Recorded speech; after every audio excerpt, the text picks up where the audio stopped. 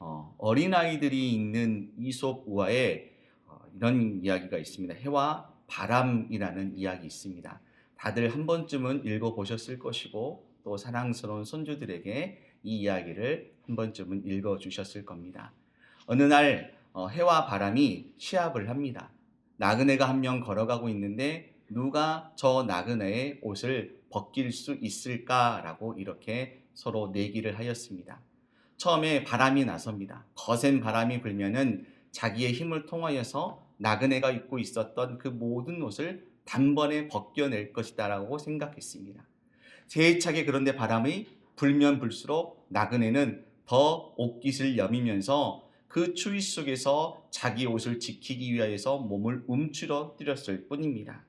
반면에 은은하고 따스하게 내리친 햇살은 봄 햇살과도 같은 아주 따스한 빛을 그 나그네에게 내리쬐기 시작합니다. 바람이 지나가고 햇볕이 내리쬐니까 나그네가 언제 그랬냐는 듯이 점점 몸이 더워지니까 자연스럽게 자기가 입고 있었던 그 겉옷을 벗었습니다. 이 이야기는 강함과 부드러움에 대하여서 우리에게 지혜를 들려주는 그러한 이야기이지만, 그런데 신앙의 관점으로 다시 한 번 더 이것을 보게 되면은 새로운 지혜가 우리 가운데 있음을 알 수 있게 됩니다. 우리의 신앙생활에 닥쳐오는 직접적인 고난과 시련, 그러니까 인생의 거센 풍랑이 다가오면 다가올수록 우리는 믿음의 옷깃을 여미면서 하나님 앞에서 몸을 구부릴 수 있어야 한다라는 것을 이 이야기가 우리에게 들려주고 있습니다. 그런데 거센 풍랑과 바람이 그 인생에 있어서 우리에게 불어올 때에 그것이 우리를 넘어뜨리는 것이 아니라 이 이야기를 통해서 반대로 생각해 보게 되면은 우리의 믿음의 옷을 벗기고 우리의 믿음이 나태해지게 만들어주는 것은 오히려 세상의 풍요와 안락함이라는 어떤 따뜻한 그 햇빛이 우리 가운데에 비춰지게 되면은 나도 모르는 사이에 나의 영적 무장을 풀어버리고 하나님 앞에서 우리의 믿음을 내려놓을 때가 있다라는 것입니다. 오늘 이곳에 모여 있는 우리 모두는 저마다 인생의 중요한 계절들을 각각 지나고 계실 겁니다. 어떤 분들에게는 거센 풍랑이 있을 수도 있을 것이고, 또 어떤 분들에게는 따스한 햇볕이, 또 어떤 분들에게는 무더위와 같은 햇볕이 내리쬐고 있을 것입니다.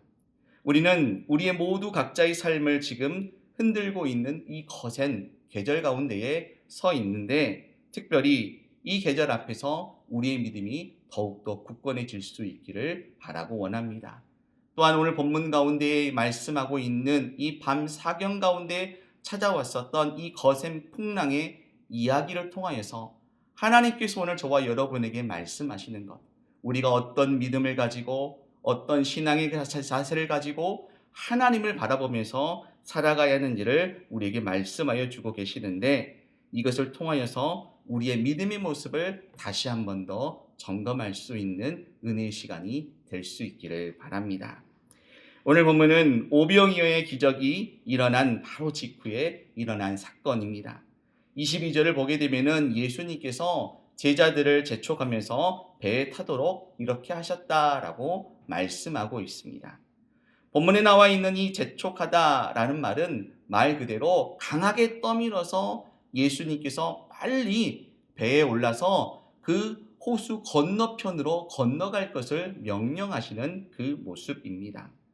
예수님께서는 지금 오병이어의 기적을 통하여서 권능을 사람들 앞에 나타내어 주셨고, 모든 사람들이 예수님과 제자들을 우러러 볼 수 있도록 만들어 놓으셨습니다. 많은 사람들이 예수님을 따르겠다라고 하고 있는 그 상황 가운데에서 예수님은 사람들을 이끌고 다른 일들을 도모하시는 것이 아니라 오히려 제자들의 등을 떠밀면서 사람들과 멀리 떨어질 것을 말씀하고 계십니다. 예수님께서 이와 같이 하셨던 그 이유는 예수님의 그 기적을 경험하였던 이들이 예수님을 세속적이고 정치적인 왕으로 삼으려고 했었던 그들의 마음을 알고 있었기 때문에 그러하였습니다. 그 사람들의 마음에 제자들의 마음이 빼앗겨서 세상 사람들의 그 인기에만 쫓아가고 하나님 나라를 뒤로 하게 될까 봐 예수님께서는 염려하셔서 지금 기적을 경험한 제자들과 그 사람들을 떼어놓기 위하여서 제자들을 갈릴리 호수로 내보내셨던 것입니다. 그러면서 예수님께서도 세상 사람들의 많은 환호를 뒤로 한 채 오늘 본문을 보니 홀로 산에 올라가셔서 하나님과 깊은 기도의 시간을 가지셨다라고 이렇게 말씀하고 있습니다. 참된 신앙은 세상의 여러 가지 환호소리와 그 인기에 부합하여서 거기에서 기뻐하고 즐거워하는 것이 아니라 주님의 명령에 순종하여서 때로는 고독한 바다로 나가는 것이 참된 신앙이며 하나님을 만날 수 있는 그 기도의 자리로 나가는 것이 바로 참된 신앙의 모습임을 예수님은 오늘 본문을 통하여서 우리에게 가르쳐주고 계십니다. 그런데 오늘 예수님의 이 말씀에 순종하여서 바다로 나갔던 그 호수로 나갔던 제자들이 말씀에 순종하였었더니 평안이 찾아오고 아무런 걱정과 근심이 없이 배를 타면서 유유히 그 바다를 건너간 것이 아니라 밤 사경쯤 되었을 때에 거친 풍랑이 그들에게 몰아쳐 왔다라고 이렇게 말씀하고 있습니다.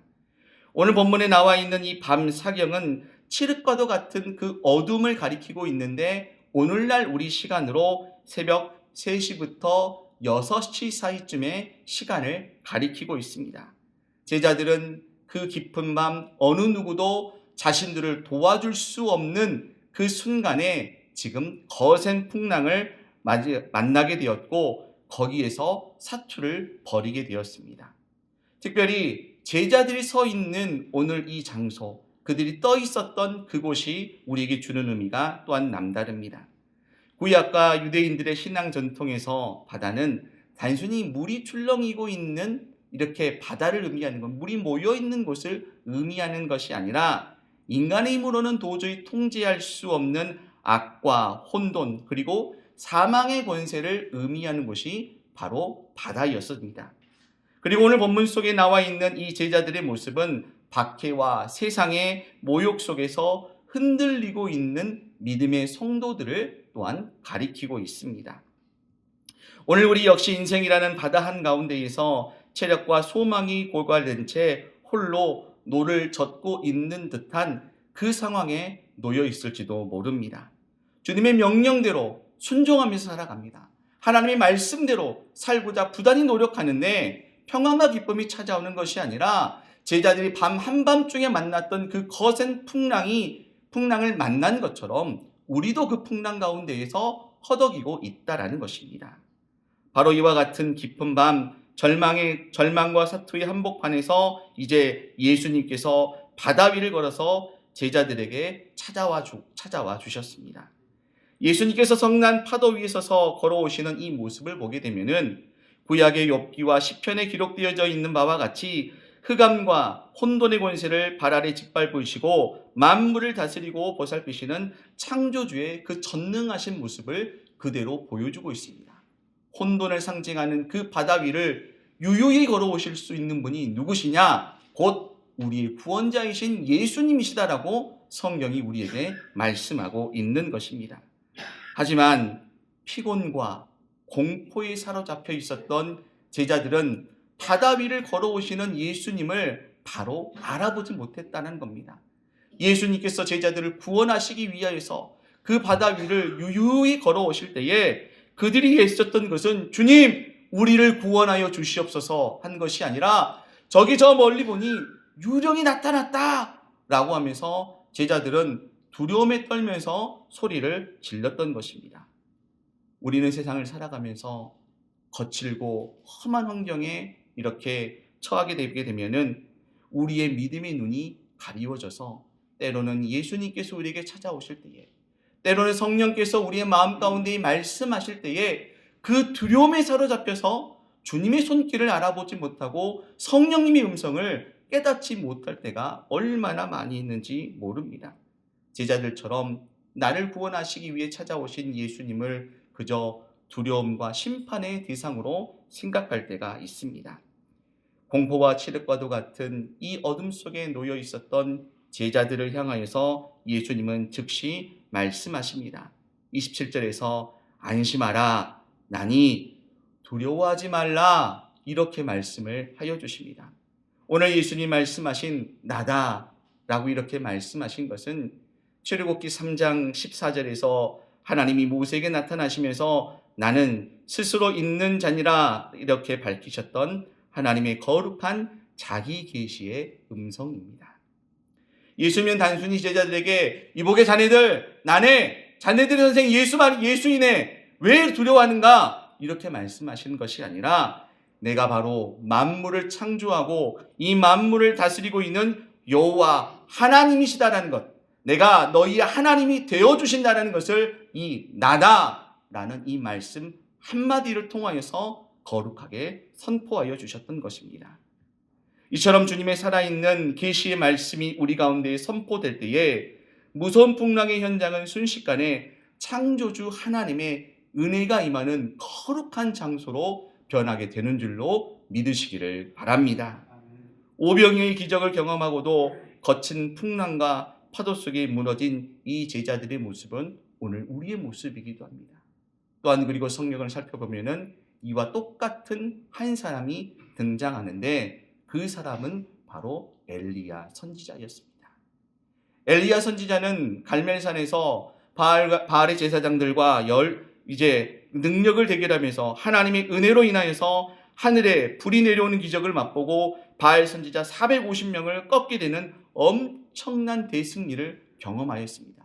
하지만 이세벨과 아합에 그의 목숨을 빼앗고자 협박하였을 때에 그렇게 큰 능력을 경험하였었던 엘리야가 모든 것을 포기하고 이스라엘의 가장 남쪽까지 도망을 가버리게 됩니다.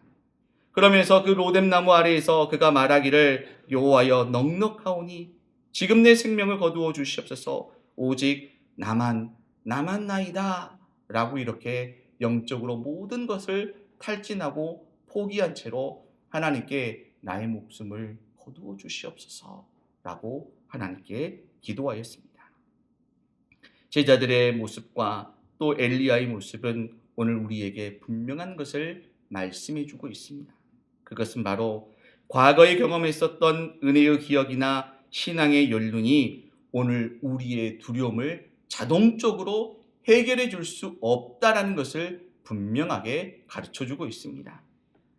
하나님께서는 절망에 빠진 엘리야에게 크고 강한 바람 가운데에서 나타나신 것도 아니라 또한 뜨거운 불길 속에서도 나타나신 것이 아니라 고요하고도 세미한 그 음성 가운데에 나타나시면서 엘리야를 인격적으로 만나주십니다. 갈릴리 바다에서도 예수님께서는 공포에 질려 있던 제자들에게 친히 찾아오셔서 안심해라 나다 이렇게 말씀하시면서 나는 너희의 하나님이 되어주신다 라고 말씀하며 그들에게 음성으로 임재하여 주셨습니다. 험난한 세상에서 우리를 다시 일으켜 세워주는 것은 우리의 어떤 경험이라든지 아니면은 나의 결심이라든지 아니면은 우리의 환경의 변화가 우리를 일으켜 세워주는 것이 아니라 오직 우리의 삶에 찾아오시는 하나님의 그 세밀한 음성만이 들려질 때에 우리는 모든 환경들을 딛고 일어설 수 있게 되는 은혜를 얻게 되는 줄로 믿고 기억하시기를 바랍니다. 오늘 이와 같은 주님의 음성이 들려왔을 때에 베드로가 담대하게 대답합니다. 주여 만일 주님이시거든 나를 명하사 물 위로 오라 하소서.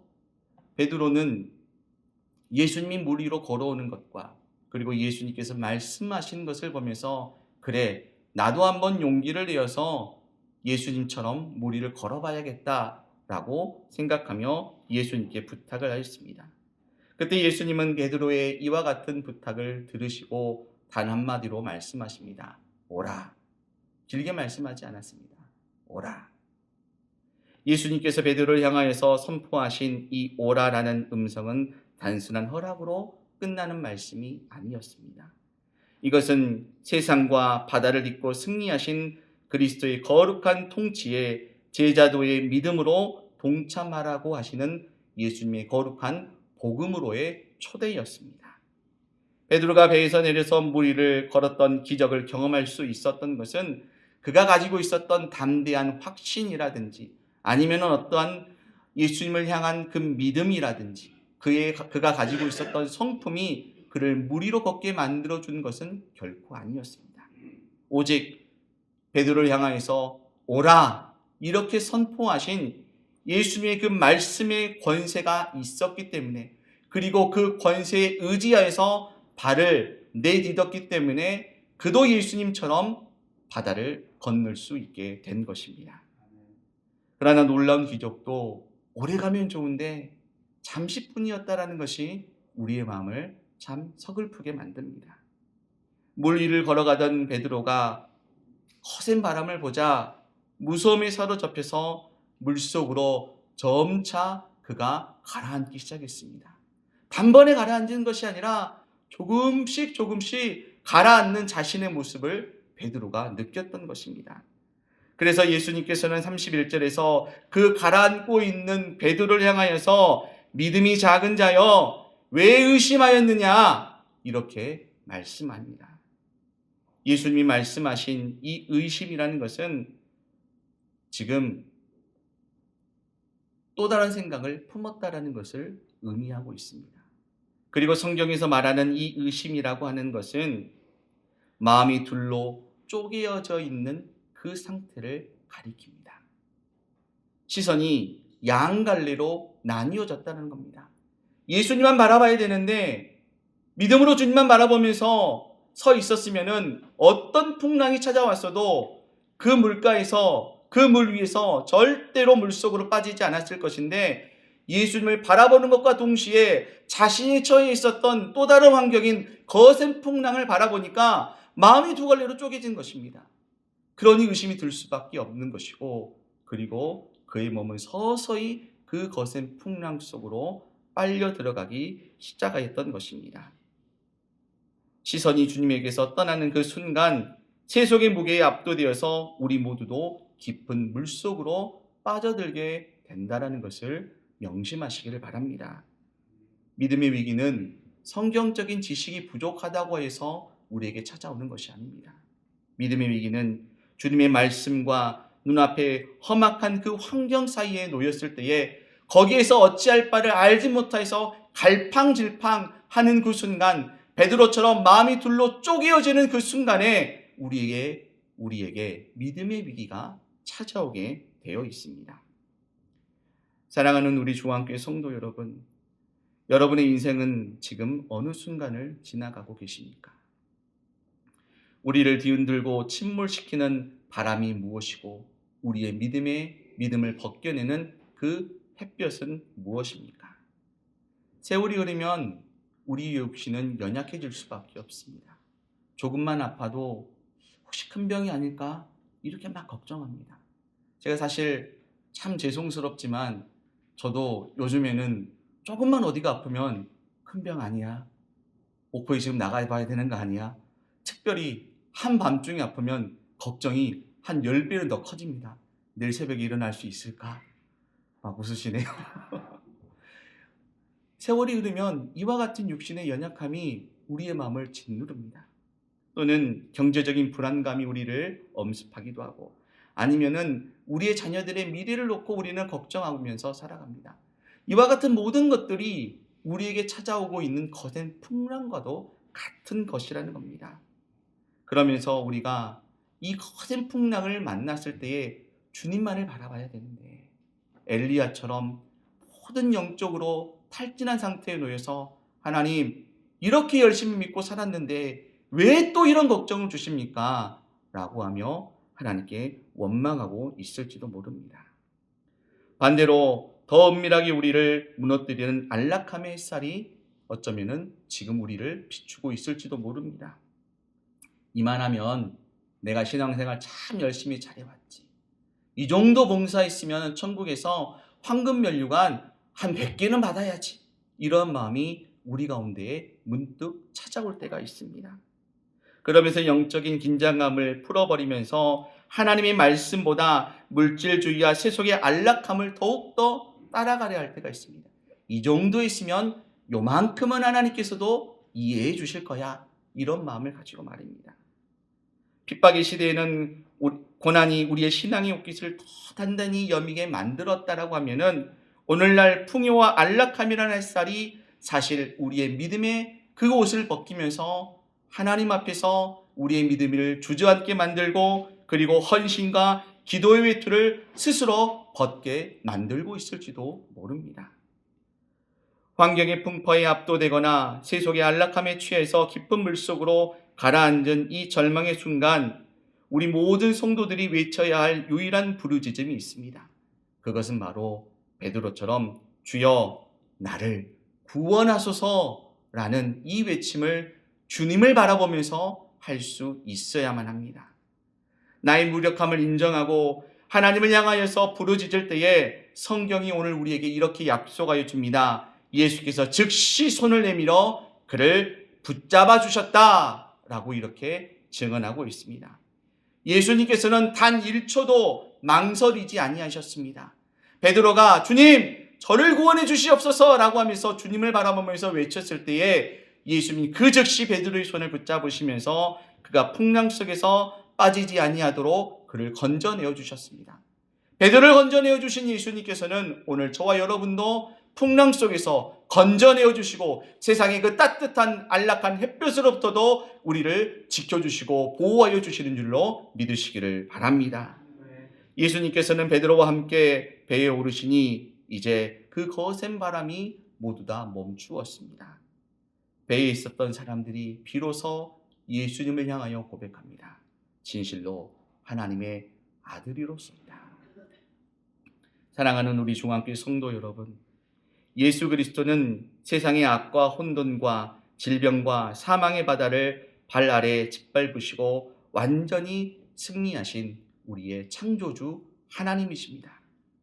주님은 오늘 인생의 밤 사경을 건너가고 있는 저와 여러분을 향하여서 동일하게 말씀하고 계십니다.